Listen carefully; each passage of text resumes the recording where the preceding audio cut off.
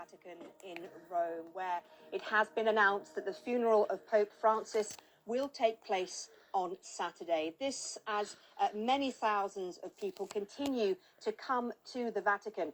The pontiff died on Monday morning at the age of 88. He suffered a stroke and then subsequent heart failure.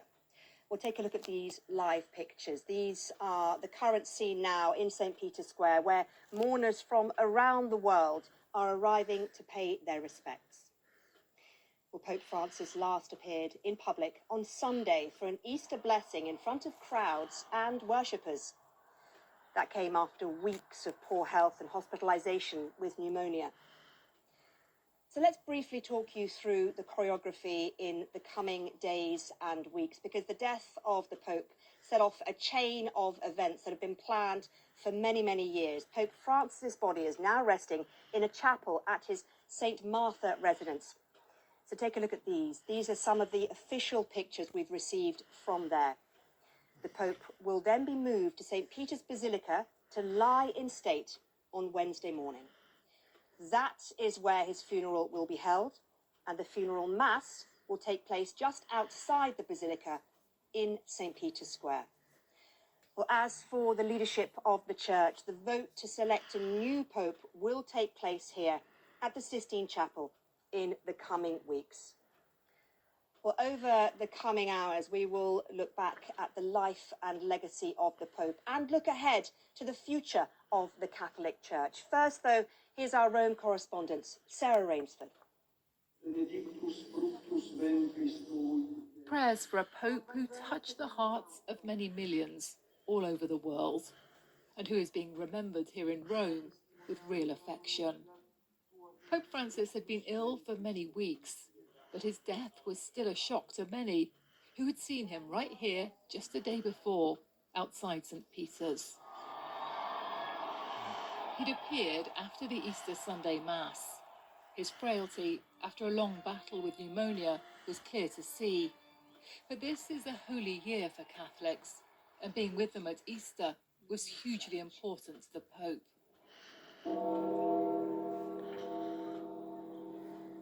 As his death was announced and bells tolled over the Vatican, Catholics shared their memories.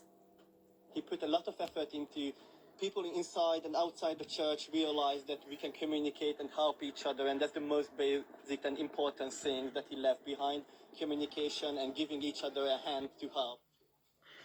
In one of many ancient rituals to come, the Pope's apartment has been sealed, his ring smashed. The papal seat is now officially vacant until a conclave and an election. And the flags here have been lowered for 9 days of official mourning.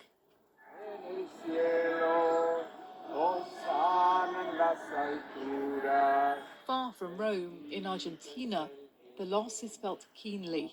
This is the country where Pope Francis was born to Italian immigrants. One reason why he always urged compassion for migrants across the world. He was more than a pope. He was a politician. He was humanitarian. He represented even the ones that didn't believe in God, and made everyone feel so hurt. In London, too, at Westminster Cathedral, there were prayers, candles, and even tears. I think he was wonderful. His simplicity, his kindness, his care of people. I loved the fact that he lived in the hospital and didn't want to sleep in all the smart places, that they gave him, and that he was a very simple man.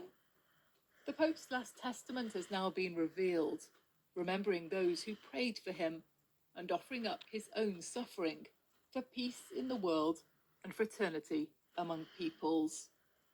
It included his request to be buried not in the Vatican, but in a church where he liked to pray in central Rome. And a Pope of famously simple tastes wants his tomb marked only with his name. Well, as I mentioned earlier, the passing of a Pope sets off a chain of events, a series of events which are carefully planned, orchestrated and choreographed. And to talk more through all of this, I'm joined by our former Rome correspondent, Mark Lowen. And Mark, you have covered these events before. Tell me exactly what we can expect over the coming days, now that we know the date of the funeral. Well, the first thing to be planned is tomorrow morning, Wednesday morning, when the Pope's coffin will be moved to St. Peter's Basilica, where it will be lying there for a few days for pilgrims and the faithful to come and visit and see him in the open casket. That will continue until Saturday, when the funeral is planned for 10 a.m. local time, that is 0900 BST, and that funeral will be attended by royalty, by heads of state. We already know that Emmanuel Macron, the President of France, has said he will be there. President Trump will be there with Melania as well, the First Lady. There will be leaders from across the world going to that funeral. The coffin at the end of the funeral will be moved to the Basilica di Santa Maria Maggiore, which is on the other side of Rome, and that is where Pope Francis said he wants to be buried. Now, he will become the first pope to be buried there and not in the Vatican for more than a century. It is a church, it is a basilica which he feels very close to. He would always stop to pray there at the end of a papal visit, for example, to pray to an icon of Mary. And he has left quite detailed instructions of how he wants to be buried. In a simple tomb, he wants to be put in a coffin made of wood and zinc.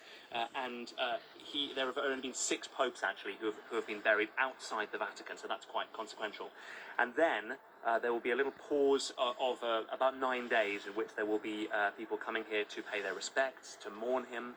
And then the conclave begins, which is the process in which the cardinals, the cardinal electors, around 138 of them, will come here to Rome, and they will go inside the Sistine Chapel, inside the Vatican, inside Vatican City behind us, and there they will begin that process, that deeply secretive, deeply holy process of choosing the next leader of the Catholic Church. And there'll be so many hundreds of thousands of pilgrims, mourners, and tourists expected here over the coming days. Yeah, I mean, when John Paul II died, who was also an incredibly popular pope, it was thought that there were over 1 million pilgrims and faithful who came to Rome to pay their respects, to see his open casket. Pope Francis was a superstar pope in the eyes of many.